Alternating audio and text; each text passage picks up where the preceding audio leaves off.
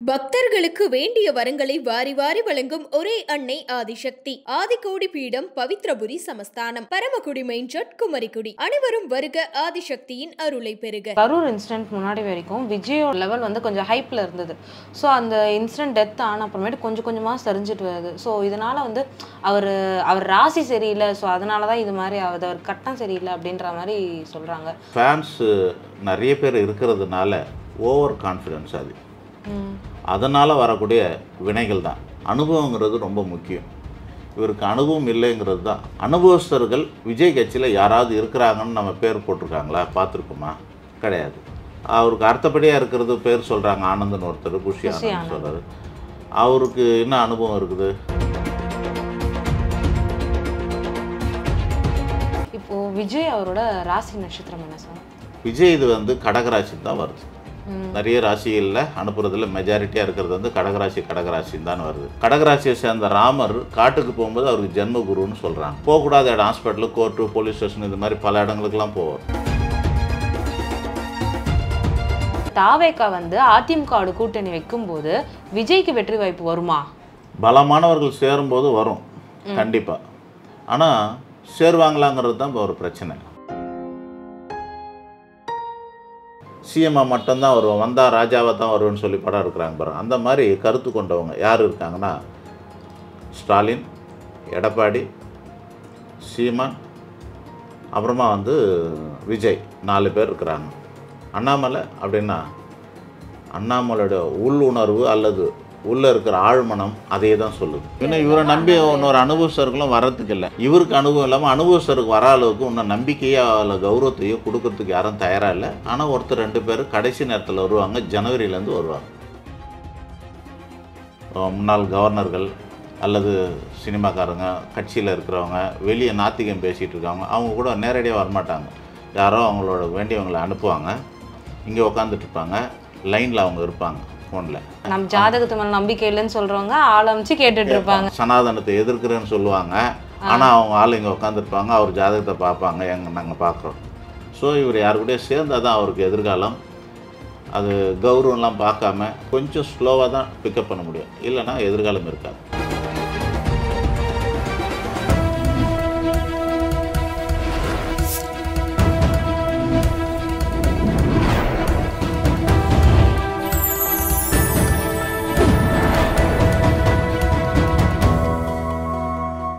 Channel 5 நேயர்களுக்கு வணக்கம். இன்று நம்முடன் நேர்காணலில் இருப்பது அடிமுடி சுவாமிகள் VS சுந்தரராஜன் அவர்கள். சார் வணக்கம் சார். வணக்கம்மா. சார் எப்படி இருக்கீங்க? நல்லா இருக்கேன் சார். இந்த கரூரில் வந்து 41 பேர் மரணம் அடைஞ்சிருக்காங்க. ஸோ இது வந்து மொத்த பழியும் வந்து விஜய் மேலே போடுறாங்க. ஸோ அவர் அங்கே மாநாடு நடத்தினதால தான் இந்த மாதிரி இத்தனை உயிர் போயிருக்கு அப்படின்னு சொல்கிறாங்க. ஸோ இதனால் அவரோட அரசியல் வாழ்க்கை ஏதாவது பாதிப்படையுமா? இங்கே நடத்துனதுனால தான் அப்படிங்கிறதெல்லாம் தப்பு. ஒரு தமிழ்நாட்டு குடிமகனுக்கு, அவனுக்கு, ஒரு அரசியல் தலைவருக்கு கன்னியாகுமரியிலேருந்து நம்மளுடைய தமிழ்நாடு பார்டர் வரைக்குமே எல்லா இடத்துக்கும் பண்ணுறதுக்கு அவருக்கு வந்து ரைட்ஸ் இருக்குது. அதுக்கான உரிய பாதுகாப்பை அரசாங்கம் கொடுக்கணும், இவர் முறைப்படி நடத்தணும், அவ்வளோதான். பங்க்சுவாலிட்டியெல்லாம் கரெக்டாக இருக்கணும், எந்த நேரத்துக்கு வரணும், என்ன நேரத்துக்கு பண்ணணுங்கிறதெல்லாம் கரெக்டாக இருக்கணும். இது வந்து மீட்டிங் மாதிரி மணிக்கணக்காக பண்ணாமல் சில மணி நேரம் தான், 1 hour தான் ட்ராவலு, அல்லது 10 நிமிஷம் தான் பேசணும் அப்படின்னு ஏதாவது டைம்லாம் ஃபிக்ஸ் பண்ணியிருப்பாங்க. அந்த சட்டத்திட்டங்களெல்லாம் எப்போ நம்ம வந்து சரியாக ஃபாலோ பண்ணலைன்னா அப்போ நடக்கக்கூடியது தான் விபத்து. முறையாக பண்ணாக்கா எதுவும் நடக்காது. அதனால் வர பிரச்சனை தான் இருக்குது. இந்த கவனக்குறைவு இல்லாத கேர்லெஸ்ஸாக இருந்தது, இந்த மாதிரியான காரணங்களால் நடக்கக்கூடியது தான். அதனால தான் அது மாதிரிலாம் நடந்தது. ஒன்று, இதால் அவரோட அரசியல் எதிர்காலம் பாதிக்குமான்னா நிச்சயமாக. ஒவ்வொரு உயிரும், அது எண்ணிக்கையெல்லாம் கணக்கு கிடையாது, ஒவ்வொரு உயிருமே வந்து மதிப்பானது தான். அதுக்கான விலையை அவர் கொடுத்து தான் ஆகணும். ஏன்னா அவரை நம்பி வந்தவங்களோ, அவரை பார்க்க வந்தவங்களோ, அவர் மேலே அன்பு கொண்டு வந்தவங்களுக்கு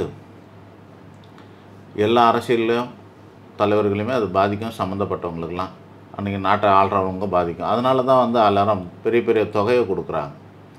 சாதாரணமாக ஒரு விவசாயி செத்தா யாராவது பணம் கொடுக்குறாங்களா? விவசாயி போகிறாரு, வயக்காட்டில் இருக்கார், ஒரு பாம்பு கடிச்சு செத்து போச்சுன்னு சொல்கிறாருன்னா கொடுக்குறாங்களா? இல்லை கரண்ட்டில் அடிபட்டு செத்து போச்சுன்னு எதாவது கொடுக்குறாங்களான்னா கவர்மெண்ட் அதெல்லாம் ஒன்றும் பெருசாக கொடுக்குறதில்ல.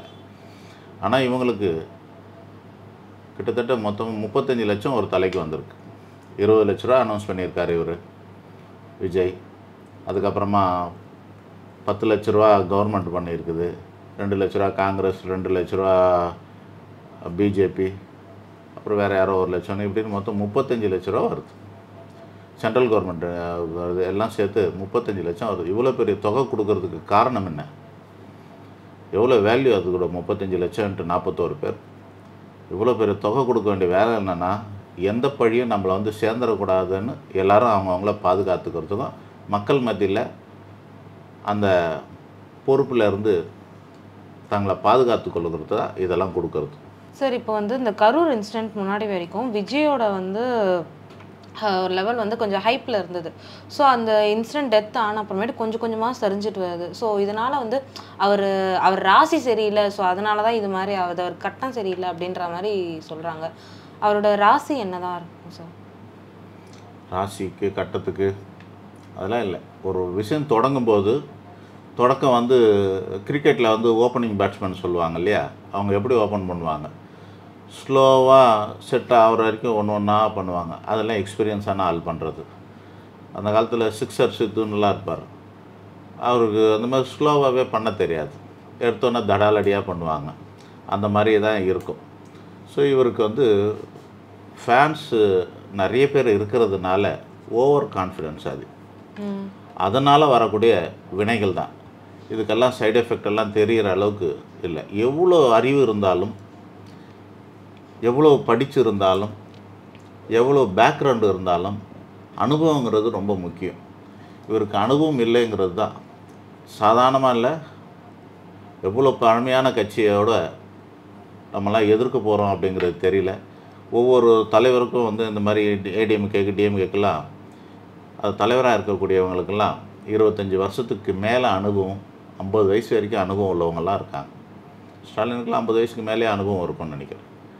அவ்வளோ அனுபவம் வாழ்ந்த ஒருத்தரோடெல்லாம் நம்ம வந்து எதிர்த்து போராடணும்னா நம்மளுடைய அனுபவம்லாம் ரொம்ப கம்மி. அதை வந்து இப்போ சினிமாலெல்லாம் கூட நீங்கள் பார்த்துருப்பீங்க, நிஜ வாழ்க்கையிலையும் பார்க்கலாம், தொடர்பு இருந்தால் பார்க்கலாம். போலீஸ் ஸ்டேஷனில் வந்து ஒரு 25 வயசில் ஒரு ஐபிஎஸ் வருவார், 58 வயசில் ஒரு ஏட்டையாக இருப்பார். ஐபிஎஸ்ஸால் முடியாததெல்லாம் ஏட்டு ரொம்ப சர்வசாதாரணமாக செய்வார். காரணம் என்ன அப்படின்னா அவருடைய அனுபவம் தான். இவரோட படிப்பறிவும் இன்டெலிஜென்ஸும் அவரோட அனுபவம் சேர்ந்து தான் நடக்கும். அனுபவஸ்தர்கள் விஜய் கட்சியில் யாராவது இருக்கிறாங்கன்னு நம்ம பேர் போட்டிருக்காங்களா? பார்த்துருக்கோமா? இல்லை, கிடையாது.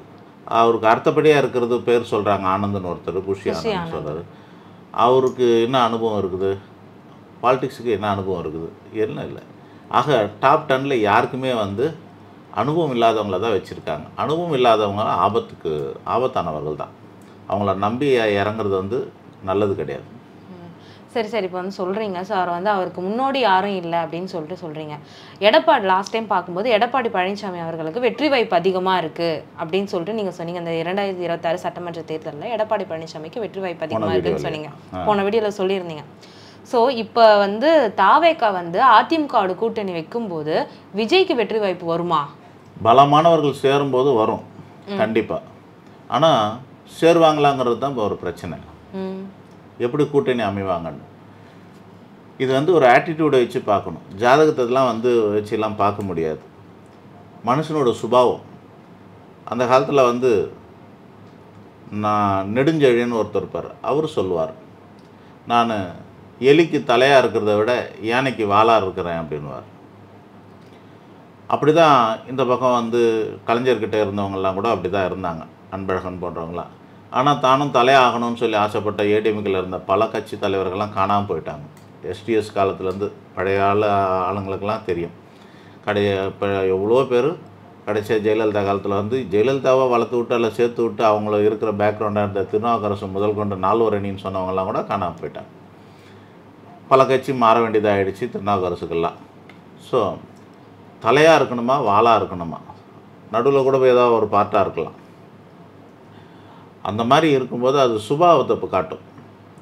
இதுனா தலை வாழ அப்படின்னா ஜாதகத்தோட லக்னம் அல்லது ராசி இவைகளை கொண்டு அவங்களோட சுபாவத்தை நம்ம இருக்கிறோம். அடங்கி ஆளக்கூடியவங்களா அடக்கி ஆளக்கூடியவங்களா அப்படின்னு சொல்லக்கூடியது. டிபெண்ட்டாக இருக்க தயாராக இருப்பாங்க, அல்லது டாமினேட்டாக இருக்கிற ஜாதகத்தில் 2 இருக்குது. டிபெண்ட் ஜாதகம், டாமினேஷன் ஜாதகம்னு சொல்லுவாங்க.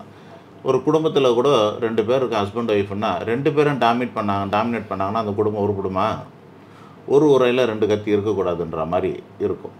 அதுபோல் கேண்டிடேட், சிஎம் கேண்டிடேட்னு சொல்லக்கூடியவங்க எத்தனை பேர் இருக்கிறாங்க இன்றைக்கி அப்படின்னா, சிஎம்மாக மட்டும்தான் வருவோம், வந்தால் ராஜாவாக தான் வருவேன்னு சொல்லி படம் இருக்கிறாங்க பாருங்கள். அந்த மாதிரி கருத்து கொண்டவங்க யார் இருக்காங்கன்னா, ஸ்டாலின், எடப்பாடி, சீமான், அப்புறமா விஜய், 4 பேர் இருக்கிறாங்க. அண்ணாமலை அப்படின்னா அண்ணாமலையோட உள்ளுணர்வு அல்லது உள்ளே இருக்கிற ஆழ்மனம் அதே தான் சொல்லுது. நான் இருந்தால் சிஎம்மாக தான் இருப்பேன் தான். அவர் சிஎம் கேண்டிடேட்டாக அவரை போடுற எண்ணத்தில் தான் ரஜினிகாந்த் கட்சி ஆரம்பித்தார். எவ்வளோ பேருக்கு அது தெரியும் அப்படின்னு தெரியல. அந்த குதிரையை நம்பி தான் இவர் ஐபிஎஸ் வேலையை விட்டுட்டு வந்தார். ரஜினிகாந்த் கட்சி ஆரம்பித்து அண்ணாமலையை சிஎம் போஸ்டிங் தரதா இருந்ததால இவர் இந்த ஐபிஎஸ் போஸ்டிங்கை விட்டு வந்தார். ஆமாம், இந்த ரகசியமும் எவ்வளோ பேருக்கு தெரியும்னா தெரியல. அதுதான் உண்மை. ரஜினிகாந்துக்கும் இவருக்கும் தொடர்பில் தான் இருப்பாங்க, அவங்க தொடர்பில் தான் இருக்கிறாங்க. கிட்டத்தட்ட இவரோட மென்டார் தான்ட்டு நான் பல டிவியில் சொல்லியிருக்கிறேன், பல வருஷமாக முன்னாடியே சொல்லிகிட்டு இருக்கிறேன். நான் 2-3 வருஷமாகவே சொல்லிகிட்ருக்கேன். ஆனால் அது இன்றைக்கி ஓப்பனாக வந்துருச்சு. ரஜினி போய் பார்த்தது தெரிஞ்சுது எல்லாருக்கும். இப்போ அவரே அதை பற்றி கேட்கும்போது அவர் தான் எனக்கு மென்டார் அப்படின்னு சொல்லிட்டார். அப்போ உள்ளுக்குள்ளே அவங்களுக்குள்ள தொடர்பு இருக்குதுங்கிறது. ரஜினிக்கு ஒரு கில்ட்டு ஃபீல் இருக்குமா இருக்காதா? இருக்கும். என்னை நம்பி வந்தவருக்கு இப்படி இருக்கான்னு. அப்போ இவர் என்ன பண்ணணும்னா, பிஜேபிக்கு பெரிய போஸ்டிங் கொடுக்குற மாதிரி அல்லது அவங்க நாளைக்கு ஆட்சியில் வர மாதிரி ஒரு பெரிய பதவியில் வர வைக்கணுன்ற பொறுப்பு அவருக்கு இருக்குது. அண்ணாமலையை முதன்மையான இடத்துல உட்கார வைக்க வேண்டிய பொறுப்பு ரஜினிகாந்துக்கு இருக்குது. அதனால் அவர் பிஜேபியோட அமித்ஷா, மோடி போன்றவங்களோட அவர் ஃபைட் பண்ணுறதுக்கு, ரெக்வெஸ்ட் பண்ணுறதுக்கு அல்லது போராடுறதுக்கு வாய்ப்பு இருக்குது இவருக்காக. அதனால் அந்த இனப்பில் வந்தவர் தான் இவரும். ஸோ இவரும் சிஎம் கேண்டிடேட் தான். இப்போ விஜயும் சிஎம் கேண்டிடேட், விஜயும் CM candidate, Annamalai CM candidate, Stalin CM candidate, Edappadi CM candidate தான், சீமானும் சிஎம் கேண்டிடேட் தான். 5 பேர் இருக்கிறாங்க. நிறைய பேருக்கு ஆசை இருந்து ட்ரை பண்ணி அப்புறமா அவங்க கிவ் அப் பண்ணிவிடுவாங்க. அந்த மாதிரி பண்ணவரில் நம்ம கமலஹாசன், அவருக்கு அடுத்தபடி எத்தனை தலைவர் இருக்காங்கன்னு தெரியாத அளவுக்கு 2வது கட்ட தலைவர்லாம் போயிட்டாங்க. சாதாரணமாக அவருக்கு அடுத்தது யார் கட்சியில் இருக்காங்க, கூட இருக்காங்க, தலைவர் பேர் ஒரு 10 பேர் சொன்னோம்னா சொல்ல முடியாத அளவுக்கு எல்லோரும் போயிட்டாங்க. ஸோ ஏதோ ஒரு கௌரவத்துக்கு கீழே வந்தாலும் மீசில் மண் ஓட்டுன்ற மாதிரி அவரோட டிஎம்கேவே போய் மெர்ஜி ஆகிட்டார். அந்த மாதிரி அன்புமணி கூட அது மாதிரியான அமைப்பு இருந்து ஆசைப்பட்டார். நம்ம சிஎம் கேண்டிடேட்டாக அனௌன்ஸ் பண்ணி எல்லாம் ட்ரை பண்ணார், முடியல. அதனால் இப்போ என்ன பண்ணுவாங்க, அந்த முடியாதவங்கெல்லாம் அல்லது ஆரம்பத்திலேயே நமக்கு அந்த வல்லமை இல்லை, நம்மளாலாம் முடியாதுன்னு நினச்சவங்கெல்லாம் 2வது போஸ்ட்டுக்கு தான் இப்போ இருப்பாங்க. யாருன்னா டெபுட்டி சிஎம் ஆகலாமான்ட்டு திருமாவளவனுக்கு ஆசை இருக்கும், அன்புமணிக்கு ஆசை இருக்கும், தினகரனுக்கு ஆசை இருக்கும். இந்த மாதிரி பல பேருக்கு அந்த மாதிரியான போஸ்டிங் மேலே 2வது போஸ்டிங் மேலே ஆசை இருக்கும். சரி, இப்போ அந்த டெத்து நடந்த இடத்துக்கு விஜய் திரும்பி போகிறேன்னு சொல்லிட்டு ஒரு அனௌன்ஸ்மெண்ட் விட்டுருக்காரு. சப்போஸ் இவர் போனார்னா இவர் உயிருக்கு அங்கே ஆபத்து இருக்குது. உயிருக்கெல்லாம் ஒன்றும் ஆபத்துலாம் வராது. ஆபத்து வராது சார், உயிருக்கு ஆபத்து இருக்குன்னு சொல்லிட்டு பாஜக மாநில தலைவர் நயனா நாகேந்திரன் சொல்லியிருக்காரு. ஸோ இந்த விஷயத்தில் அவருக்கு போதுமான அளவுக்கு. சார், நீங்கள் எப்படி அவர் உயிருக்கு ஆபத்து இல்லைன்னு சொல்கிறீங்க? அவர் உயிருக்கு ஆபத்து இருக்குன்னாக்கா அது தமிழ்நாடு கவர்மெண்ட்டுக்கு கெட்ட பேர் அந்த மாதிரிலாம் விடமாட்டாங்க, முழு பாதுகாப்பு கொடுத்து தருவாங்க. ஸோ அப்போ அங்கே போகிறதால அவர் உயிருக்கு எந்த உயிருக்கு ஆபத்தும் இருக்காது. அதை பாதுகாக்க வேண்டியது தமிழ்நாடு கவர்மெண்ட்டோட வேலை. அப்படி தான் இருக்கணும்னு தடுக்க முடியாது. அப்படி தடுக்கிறதுக்கு ரைட்ஸும் கிடையாது, ஒன்றும் இல்லை. இவருக்கு தேவையான மோடிக்கு உயிருக்கு ஆபத்து இருக்குதா இல்லையா? அவர் எல்லா நாட்டுக்கும் எல்லா இடத்துக்கும் போகிறாரா இல்லையா? அது யார் பாதுகாப்பு கொடுக்குறாங்க? மோடியை விடவா இன்டர்நேஷ்னல் அளவில் இவருக்கெல்லாம் த்ரெட்டன் இருக்குது விஜய்க்கு? இல்லை சார், த்ரெட்டன் இல்லை. இப்போ இவராலன்ட்டு இங்கே 41 உயிர் போயிருக்கு ஸோ அப்படின்னு சொல்லிட்டு சொல்லும்போது காக்க 400 உயிரை கொல்லனாலும் பரவாயில்லன்றது தான் ரூல்ஸ். ஒரு மனுஷனை காக்கணும்னா, ஒரு செலிபிரிட்டியை காக்கணும்னா, ஒரு போஸ்டிங்கில் இருக்கிற காப்பாற்றணும்னா என்ன வேணாலும் பண்ணலாம். அதிகாரத்தோட தான் ஒய் பிரிவு எஸ்எட் பிரிவுலாம் கொடுக்குறாங்க. அவங்களுக்கு ஷூட்டிங் ஆர்டருக்குலாம் அவங்களுக்குலாம் ரெடிமேடு இன்ஸ்ட்ரக்ஷனோட தான் அவங்களாம் வந்து நிற்பாங்க. ஸோ இவரை காக்க வேண்டியது தமிழ்நாடோட கவர்மெண்ட். பேசிக் நாலேஜ் உள்ளவங்க சொல்ல மாட்டாங்க. பெரிய அனுபவஸ்தர் நயினார் நாகேந்திரன் அந்த மாதிரி சொல்கிறாருன்னா பொலிட்டிக்கலாக ஏதோ சொல்கிறாரு. கண்டிப்பாக அவர் கூட இருக்கிற மற்ற கட்சிக்காரர் அந்த கட்சிக்காரில் சேர்ந்தவங்களே அண்ணாமலை போன்றவங்களே அதுக்கெல்லாம் ஒத்துக்க மாட்டாங்க. அவர் போலீஸாக இருக்கிறாருன்னு இருந்தவர் அவரே ஒத்துக்க மாட்டாங்க. இதை அக்செப்ட் பண்ணிக்க அவராலேயே முடியாது. ஸோ இவங்க இப்போ வந்து விஜய்க்கு வந்து ஒரு முன்னோடி யாருமே இல்லை. ஸோ அதனால தான் வந்து இந்த கட்சியில் வந்து இவ்வளோ குழப்பம் நடக்குது. அனுபவஸ்தர்கள் யாருமே இப்போ வந்து ஜெயலலிதானா அவங்களுக்கு முன்னாடி எம்ஜிஆர் இவரை நம்பி இன்னொரு அனுபவஸ்தர்களும் வரத்துக்கு இல்லை. நல்ல அனுபவஸ்தர்கள் வந்து வயசு வித்தியாசம் பார்க்காம இன்னொரு ஆள் கூட வருவாங்க, வந்து நிற்பாங்க. ஆனால் இவருக்கு அனுபவம் இல்லை. இவருக்கு அனுபவம் இல்லாமல் அனுபவஸ்தருக்கு வர அளவுக்கு இன்னும் நம்பிக்கையோ அதில் கௌரவத்தையோ கொடுக்கறதுக்கு யாரும் தயாராக இல்லை. ஆனால் ஒருத்தர் 2 பேர் கடைசி நேரத்தில் வருவாங்க. ஜனவரியிலேருந்து வருவாங்க, டிசம்பர் 2லேருந்து ஜனவரியிலேருந்து வருவாங்க. ஓ, விஜய்க்கு ஆதரவு கொடுக்க ஜனவரியிலேருந்து ஒரு கட்சி மற்ற கட்சியில் செல்லா காசை போனவங்க, எக்ஸு ஒய் அந்த மாதிரி எக்ஸ் மினிஸ்டரு, எம்எல்ஏ, எம்பி அந்த மாதிரி ஆளுங்கள்லாம் வருவாங்க. இதெல்லாம் இப்போ வர மாட்டாங்க. எல்லாருமே வந்து டிசம்பருக்கு மேலே ஜனவரியில் தான் வருவாங்க. ஜனவரியில் ஏகப்பட்ட பேர் இவர்கிட்ட வருவாங்க. இப்போது விஜய் அவரோட ராசி நட்சத்திரம் என்ன சார்? ஜாதகம் வந்து எந்த செலிப்ரிட்டிஸோடதோ அல்லது இந்த மாதிரி இருக்கிறது வந்து வெளியே கரெக்டாக வருமானான்னு தெரியாது. நம்ம நெட்லெல்லாம் போட்டு எடுத்தாங்கன்னா 2-3 ஜாதகங்கள்லாம் வரும். 2-3 ஜாதகம் வருது. யாராவது ஜோசியர்கிட்ட போய் அவங்க பார்த்தாங்களா என்னன்னு நமக்கு தெரியாது. விஜய்க்கு முன்னாடி கொஞ்சம் வயசானவங்கலாம் அவங்கள பற்றி வெளியே வர ஜாதகங்கள்லாம், எம்ஜிஆருக்கு 2-3 ஜாதகம் வெளியே உலாத்திக்கிட்டு இருக்குது. அது கரெக்டாக இல்லை. மோடிக்கு 10-15 ஜாதகம் உலாத்திக்கிட்டு இருக்குது. எது கரெக்டுன்னு நமக்கு தெரியாது. அந்த காலத்துலாம் அவங்க அம்மா எழுதி வச்சாங்களா என்னன்னு நமக்கு தெரியாது. அந்த மாதிரி சமயத்தில் முன்னாள் முதல்வர்னு சொல்லக்கூடிய ஓபிஎஸ் அவர்களுக்கு கூட ஜாதகம் எதுன்னு சொல்லிட்டு போனாங்க. நாங்கள் ஒரு பேட்டியில் கொடுக்கும்போது அவர் ஓபிஎஸும் அப்புறமா வந்து சசிகலாவும் பிரச்சனையில் இருந்த நேரத்தில் நம்ம பேட்டி கொடுத்துருந்தோம். 2 பேரும் ஒரே ராசி கிடையாதுன்னு சொன்னேன். ஒருத்தர் மேலே வந்திருக்காரு, சிஎம் ஆயிருக்காரு, இன்னொருத்தம்மா அந்த அம்மா வந்து ஜெயிலுக்கு போயிருக்காங்க. 2 ஒரே டைமில் நடக்குது.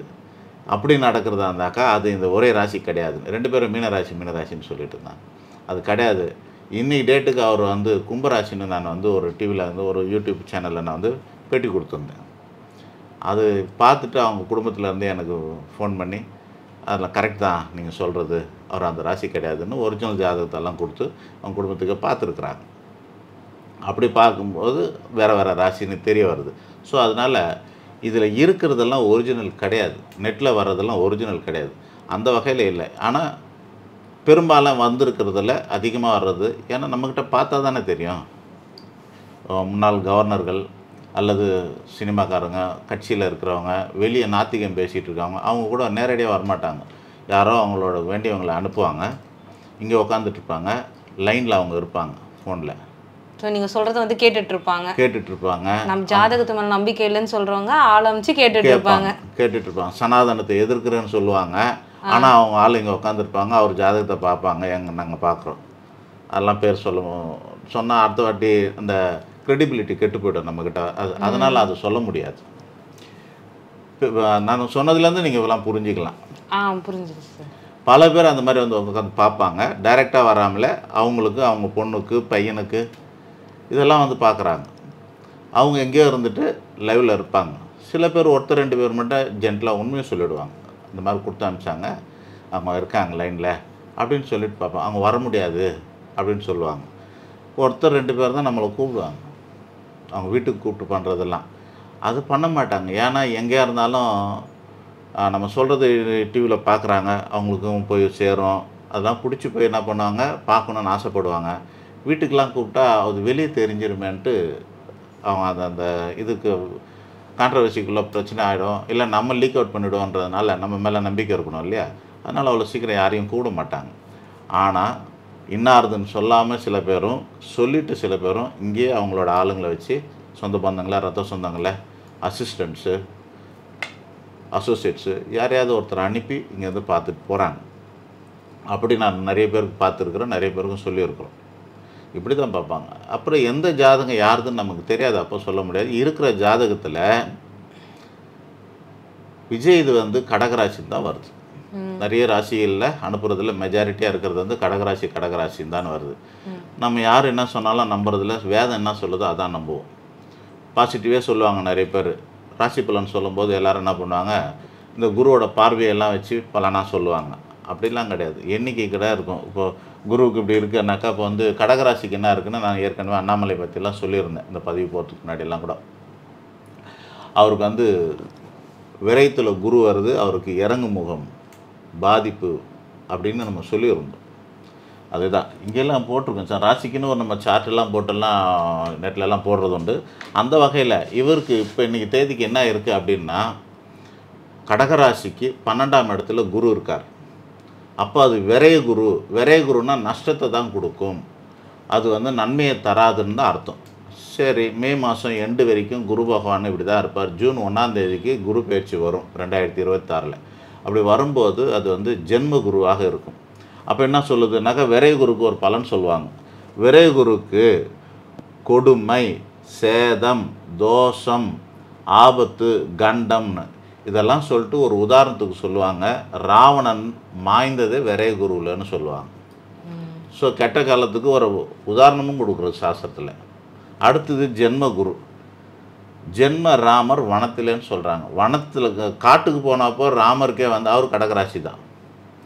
கடகராசியை சேர்ந்த ராமர் காட்டுக்கு போகும்போது அவருக்கு ஜென்ம குருன்னு சொல்கிறாங்க. போகக்கூடாத இடம் ஹாஸ்பிட்டலு, கோர்ட்டு, போலீஸ் ஸ்டேஷன், இது மாதிரி பல இடங்களுக்கெல்லாம் போவார்.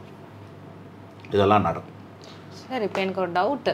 இப்போ என்னன்னா, இந்த முதல்ல ஆட்சிக்கு வர எல்லாருமே இந்த சிம்ம ராசி கடகராசி இது 2 ராசியில தான் ஆட்சி பொறுப்புக்கு வராங்க அப்படின்னு சொல்கிறாங்க. சார் அது உண்மையா? இல்லை, எல்லா ராசியும் சேர்ந்து இந்த சிம்மம் கடகத்துக்கு சம்மந்தம் இல்லாமல் எம்ஜிஆர் இருந்திருக்காரு, ஓபிஎஸ் இருந்திருக்காரு, இபிஎஸ் இருந்திருக்காரு, இப்படி எல்லாரும் இருக்காங்க. கலைஞர் இருந்திருக்காரு, அதெல்லாம் நிறைய பேர் இருக்காங்க. எல்லா ராசிக்கும் இருக்குது. இந்த பொது பலனே எதுவுமே பயன் தராது. இந்த ராசிக்காரங்க தான் இப்படி தானே. அவங்களோட சுபாவத்தில் என்ன, சிம்மம்மா அவங்க கொஞ்சம் டாமினேட்டான ஆள், கொஞ்சம் கம்பீரமான ஆள். இந்த சுபாவம் பொது சுபாவம் மட்டும்தான் பொருந்தும் ஒழிய மற்றபடி வேறு ஒன்றுமே அந்த சிஎம்கான ராசின்லாம் ஒன்றும் கிடையாது. ஓ சரி, ஓகே சார். இப்போ வந்து என்னன்னா, விஜயோட ராசி எது ரேண்டமா அப்படின்னு பார்க்க முடியாது அப்படின்னு சொல்லிட்டு ஆன்லைன்ல கடகராசி, மற்றபடி அக்யூரேட்டாக வந்து எதுவும் சொல்ல முடியாதுன்னு சொன்னீங்க. ஸோ இப்போ கடக ராசி, ஸோ அவர் ராசிக்கு அவருடைய சிஎம் ஆவாரா கேளுங்க நேரம், அதுதான் போறீங்க. அடுத்த வருஷம் அவருக்கு ஏதாவது வெற்றி வாய்ப்பு இருக்குமா? கூட்டணி வச்சாலாவது வெற்றி வாய்ப்பு இருக்குமா? அதான் சொல்லிட்டு வந்தேன். இப்போ விரைய குருனாக்கா அடுத்தது ஜென்ம குரு வருது. ஜென்ம குருன்னு போகக்கூடாத இடம் ஹாஸ்பிட்டலு, கோர்ட்டு, போலீஸ் ஸ்டேஷன் போன்ற இடங்களுக்கு போகக்கூடிய ஒரு இறங்குமுகமான நேரம் தான். ஆக எலெக்ஷன் நடக்க போகிறது மே மாதம், அவங்க பதவி பிரமாணம் செய்ய போகிறது ஜூன் மாதம். அது ரெண்டுமே அவருக்கு சாதகமாக இல்லாதப்போ அவர் ஆக முடியாது. ஸோ அவருக்கு சாதகமான ஆமாம். ஆக்சுவலி வந்து ஜோசியத்தில் ஒரு விஷயம் என்னென்னா, சாஸ்திர விரோதம்னு சொல்லுவோம். லாம் போட்டு தான் சொல்லணும், உறுதியாக ஸ்ட்ராங்காக ரிசல்ட்டை சொல்லக்கூடாதுங்கிறது ஒரு ஜோதிடத்தில் இருக்கிற ஒரு அமைப்பு. புராணத்தில் வந்து மகாபாரதத்தில் சகாதேவன் ஒரு பெரிய ஜோதிட ஞானின்னு தான் இந்த பாண்டவர்களில் ஒருத்தன். அவனுக்கு வந்து கர்ணன் ஒரு அண்ணன் இருக்கிறதே அவனுக்கு தெரியாது. அவன் செத்து போனதுக்கப்புறம் தான் தெரியும். அவனே வெக்கப்பட்டான். தனக்கு ஒரு அண்ணன் இருக்கிறதே நமக்கு தெரியாமல் போயிடுச்சே, கர்ணன் ஒரு அண்ணன் இருந்ததே தெரியல, 6 பேர் ஆச்சே, நம்ம 5 பேர் தான் நினச்சிட்டு வந்தோமே, இது கூட நம்மளால் கண்டுபிடிக்க முடியலையேன்னு சொல்லிட்டு அவனுக்கு ரொம்ப வெக்கம். அந்த வெக்கத்தோட என்ன பண்ணியிருக்கான், கிருஷ்ணரை தான் போய் கேட்குறான். நான் எவ்வளோ ஜோதிட ஞானத்தோடு இருக்கிறேன், ஆனால் வந்து கர்ணன் எங்களோட பிரதர்னு என்னால் கண்டுபிடிக்க முடியல, ஏன் அப்படின்னு. அப்போ அவர் சொல்லுவார், எல்லாமே நீயே தெரிஞ்சுக்கிட்டேன்னா நாங்கள் எதுக்கு, கடவுள் எதுக்குன்னு கேட்பார். ஸோ அந்த மாதிரி இருக்கும்போது என்ன சொல்லணும் அட்வைஸ் பண்ணுறாருன்னா, உறுதியாக எதுவுமே சொல்லக்கூடாது, லாம் போட்டு தான் சொல்லணும். மேபி, பாசிபிலிட்டி அதிகம் அப்படிங்கிறது தான் சொல்லணும். சாதகமாகவும் அமையலாம். சாதகம் பாதகத்தை தான் சொல்லணும். சாதகம் அதிகமாக இருக்குன்னு சொல்லலாம், பாதகம் அதிகமாக இருக்குன்னு சொல்லலாம். அதை தான் சொல்கிறதுக்கு தான் ஜோசியருக்கு அதிகாரம் இருக்க வழியே முடிவை வந்து அனௌன்ஸ் பண்ணக்கூடாது. அது ரிசல்ட்டுங்கிறது தேவ ரகசியம். ஸோ தேவ ரகசியத்தை வெளியே கொண்டு வர சொல்லக்கூடாது. ஆனால் சூசகமாக அல்ல சாதக பாதகங்களை சொல்லலாம். நம்ம வந்து இவருக்கு சொல்கிறது என்னென்னா, பாதகம் தான் இருக்குது, சாதகம் இல்லைங்கிறது மட்டும் சொல்லலாம். ஸோ இப்போ அவருக்கு கொடுக்கக்கூடிய ஒரு பெஸ்ட் அட்வைஸ்னால் நீங்கள் என்ன சொல்வீங்க? அவர் வந்து ஸ்டெப் பை ஸ்டெப்பாக போகணும். 1, 2, 3ன்னு போகணும். இன்னும் நேரடியாக 8, 10 பெட்ரமிஸ் லைட்டே தான் ஓணும்னு சொல்லிட்டுலாம் அடம் பிடிக்கூடாது. ஏதாவது ஒரு கட்சியில் ஒரு கொள்கை ஒத்து வரும்னா பிஜேபி கிட்ட போனால் நிச்சயமாக ஒத்து வராது. பிஜேபி வந்து கொள்கை எதிரின்னு சொல்லிட்டார் அவர் சொல்லிட்டாரு. பிஜேபி கிட்டேயும் அப்புறமா வந்து முதல் எதிரியாக டிஎம்கேவும், ரெண்டாவது எதிரியாக அது அரசியல் எதிரிகள். ஓகே, முதல் அரசியல் எதிரியாக டிஎம்கே, ரெண்டாவது அரசியல் எதிரியாக அவரையும் வச்சுருக்காரு, மோடியையும் வச்சுருக்காங்க பிஜேபியும். மூணாவதான இடத்துல இருக்கக்கூடியவர் தான் அது ஏடிஎம்கேவாக இருக்கிறது. ஆனால் இது வரைக்கும் ஏடிஎம்கேல எந்த ஒரு மேடையிலையும் பழிச்சு பேசுகிற மாதிரியே பேசலையே சார். அவரை பழிச்சு பேசாமல் ஏடிஎம்கேல போய் சேர்ந்துக்கலாமே சார். இப்போ ரீசெண்டாக கூட ஏடிஎம்கே பிரச்சாரத்தில் வந்து தாவேக்கா கொடி பறந்துருக்கு. சூழ்நிலை வந்து அதெல்லாம் இல்லைங்க, அவங்க ஆளுங்களே கூட பிடிச்சிருப்பாங்க. கரெக்டாக சொல்ல முடியாது. ஏடிஎம்கே ஆளுகிட்டே கொடுத்துட்டு நீயே போடுறான்னு அவரே கூட கொடுத்து அனுப்பிச்சிருக்கலாம். ஆதாரம் இல்லாமலாம் நம்ம எதுவும் பேச முடியாது. ஆக எல்லாருக்கும் சூழ்நிலைகள் சரிவுகள் ஏற்படும் போது சினிமாவில் நீங்கள் பார்த்தீங்கன்னா தெரியும். ஹீரோவாக நடித்தவங்க ஹீரோவே இருந்திருக்காங்களா? ரஜினி இருக்கார், கமல் இப்போ ஹீரோவாரு, ஹீரோக்கு அப்பா அந்த மாதிரி கேரக்டர் அவளை. ஆனால் டியூல் ரோலில் தான் இருக்கார். கடைசி 2 படம் விக்ரமில் பகல் யாரும் பாஸ் இல்லை, பகல் பாஸ் இல்லை, அவர் தான் ஃபர்ஸ்ட் ஆஃப் ஃபுல்லாக வருவார்.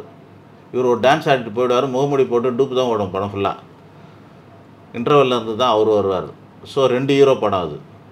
அடுத்து இப்போ சிம்மோட சேர்ந்து 2 ஹீரோ படம் பண்ணார். டியூல் ஹீரோ ரோட்டில் தான் பண்ணுறாரு, தனித்து பண்ண முடியல அவரால். புரியுதுங்களா? இறங்கி வந்துட்டாரா இல்லையா? ஓகே, ரஜினி வர மாட்டார், அந்த மாதிரி வர மாட்டார். ஆனால் அவர் வந்து பல ஹீரோக்களெல்லாம் பிட்டாக போட்டுருவார். ஆனால் பல பேர் நான் வந்தால் ராஜாவாக தான் வருவேன், நான் ஹீரோவாக தான் நடிப்பேன்னு காத்துன்னு இருந்தவங்க ராமராஜன் காணாமல் போயிட்டார், மோகன் காணாமல் போனார். இந்த மாதிரி எண்ணற்ற ஹீரோக்கள் காணாமல் போனாங்க. 5-10 வருஷம் பொறுத்து அப்புறமா வந்து அப்பா ரோலுக்கு வருவாங்க. ஆனால் ஃபீல்டில் இருக்கணும்னா தன் நிலைக்கு என்ன வருதோ அதை அனுசரிச்சுக்கணும். சத்யராஜ் அதனால் இன்னும் இருக்கார், பிரபு இன்னும் இருக்கார். இப்படி எல்லோரும் இருக்கிறதுக்கு காரணம் என்னென்னா அவங்க ஹீரோ அந்தஸ்து இல்லை. உன்னை எறிந்தாலும் உலகத்தில் போராடலாம். தன்னுடைய நிலை என்ன, தனக்கு இப்போ என்ன அங்கீகாரம், தன்னோட மார்க்கெட் வேல்யூனா தெரிஞ்சவங்க ஃபீல்ட் அவுட் ஆகாமல் இருப்பாங்க. என்ன சான்ஸ் வந்தாலும் அதிலே இருந்துக்கணும்னு. அதில் கெட்டிக்காராக இருக்கார் ரஜினி, இவர் சத்யராஜ், அப்புறம் வந்து பிரபு, இவங்கெல்லாம் இன்னும் ஃபீல்டுலேயே இருக்கிறாங்க. காரணம்னா ஹீரோ இல்லை, அவங்களுக்கு தெரியும் எனக்கு அந்த குவாலிட்டி போயிடுச்சு அப்படின்னு தெரியும். நடிகைகளும் அப்படி தான். எடுத்தோடனே ஹீரோயினாக நடிச்சுட்டே இருந்தவங்க திடீர்னு அக்கா ரோலுக்கு அம்மா ரோலுக்குலாம் வரமாட்டாங்க. நடுவில் கொஞ்ச நாள் காணாமல் போய்ட்டு அப்படி தான் வருவாங்க. இது தான் ஃபீல்டுலேயும். இந்த அரசியலுக்கும் இதே தான். இவங்க எடுத்த உடனே நான் சிஎம்மாக தான் வருவேன்னாக்கா வரத்துக்கு வாய்ப்பு இருந்தால் ஓகே தான். ஆனால் அப்படி வர முடியாட்டி என்ன பண்ணணும்னா ஸ்டெப் பை ஸ்டெப்பு தான் போகணும். அந்த மாதிரி அரசியல் உதாரணம் தரேன். சந்திரபாபு நாயுடு நான் சிஎம்மாக தான் இருப்பேன், டெப்யூட்டி சேர்க்க மாட்டேன், அலையன்ஸ் வைக்க மாட்டேன், அப்படி இப்படின்னு அடம் பிடிச்சிருந்தார். இப்போ அவர் சிஎம்மாக இருக்கார். ஆனால் இன்னும் ஒரு ஆளுக்கு பவன்குமாருக்குலாம் வந்து டெப்யூட்டி சிஎம் கொடுத்ததுனால தான் இருந்தார். அவங்களுக்கு பிடிக்குதா? பிடிக்காது. என்னடாது பிஜேபி சேர்த்துக்கின்னு இருக்கும், இவனை சேர்த்துன்னு இருக்கும், இவங்கெல்லாம் சேர்த்து வச்சுக்கணுமேனு. வேறு வழி இல்லை. நமக்கு இந்த சிஎம் போஸ்ட்டு கொடுக்கலன்னா நம்ம அமராவதி வீடெல்லாம் அடித்து தள்ளிட்டானுங்க. அந்த மாதிரி நஷ்டத்தெல்லாம் பார்க்கும்போது வேறு வழி இல்லைன்னு சேர வேண்டியது வரும். அதே மாதிரி பீகாரில் அங்கே இருக்கிற சிஎம் அவருக்கு மட்டும் வேண்டி விரும்பிய பிஜேபியோட சேர்ந்துருக்காங்க. வேறு வழி இல்லாமல் தான் சேர்ந்துக்கிட்டு இருக்கிறாங்க. சூழ்நிலைக்கு ஏற்ப போல் சூழ்நிலைக்கு ஏற்ற மாதிரி புத்திசாலி அரசியல்வாதி சாணக்கியனாகவும் இருக்க தெரிஞ்சுக்கணும். ஸோ விஜய் சாணக்கியனாக இருக்கணும்னா அரசியலில் வந்து கொஞ்சம் நெளிவு சுழிவு வேணும். இந்த பள்ளம் இருக்கும், ஒரு ஆடு போகுதுனாக்கா, எனக்குலாம் அதை சின்ன வயசில் படித்த ஞாபகம் தான், 5ஆம் கிளாஸுக்கு முன்னாடியே இருக்கும்னு நினைக்கிறேன். அந்த பள்ளத்தை தாண்டணுன்னா அந்த ஆடு என்ன பண்ணணும்னா கொஞ்சம் பின்னாடி வந்தால் தான் வேகமாக ஓடி ஜம்ப் பண்ணணும். நின்ன இடத்துலேருந்து ஜம்ப் பண்ணணும்னு ஆசைப்பட்டதுன்னா அது பள்ளத்தில் தான் விடணும். அந்த மாதிரி கொஞ்சம் பின்னோக்கி வரணும்.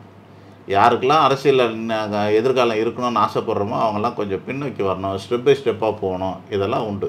இவர் என்ன பண்ணிடணும் அப்படின்னா இந்த 1வது 2வது எதிரிகிட்ட சேராமல் 3வது எதிரிகிட்ட சேர்ந்து ஒரு டைப் வச்சுக்கிட்டு ஒரு கௌரவமான ஏடிஎம்கேக்கு இன்டெரக்டாகவே சொல்லிட்டீங்க. அதான் அனௌன்ஸ் பண்ணிட்டேமே. கொள்கை ரொம்ப முக்கியம் இல்லை. கொள்கை இல்லாதவங்க வந்து இந்த 2வது கேட்டகரி கட்சிக்காரங்களாக இருப்பாங்க. 2வது கேட்டகரி 3வது கேட்டகரிக்கெலாம் 4வது கேட்டகரி 5வது கேட்டகரி பொட்டி தான் கொள்கை, வேறு எதுவும் இருக்காது. செகண்ட் கேட்டகரிக்கெலாம் கொள்கைன்னு ஒன்றும் இருக்காது. நான் இன்னும் எடுத்து தான் வரேன்னு கட்சி ஆரம்பித்து திரும்பி போய் சேர்ந்துருவாங்க. அங்கேயே போய் சேருவாங்க, இல்லை அவங்கக்கிட்டே போய் இல்லை அவங்க கூடயே கூட்டணி வச்சுப்பாங்க, வைக்க மாதிரி அந்த மாதிரிலாம் நடக்கும். அப்படிலாம் இருக்கக்கூடாது. இன்றைக்கி இவங்களோட சேர்ந்து நின்று இவங்களுக்காக ஓட்டு கேட்டு இவங்ககிட்ட சீட்டை வாங்கி அவங்க சின்னத்தில் நின்றுட்டு நாளைக்கு வேறு இடத்துல போய் நினைப்பாங்க. அதெல்லாம் கொள்கை இல்லை. அந்த மாதிரியான 3ஆம் தரமான அரசியல்வாதியாக இல்லாமல் தரமான அரசியல்வாதியாக இருக்கணும்னா அண்ணாமலை சொன்னார் பாருங்கள், ஏடிஎம்கேவை அவருக்கு பிடிக்காது, வேணான்ற பாலிசியில் தான் ஒன்றும் இருப்பார். வேறு வழி இல்லாமல் அரசாங்கம் சொல்லுது, அது மேலே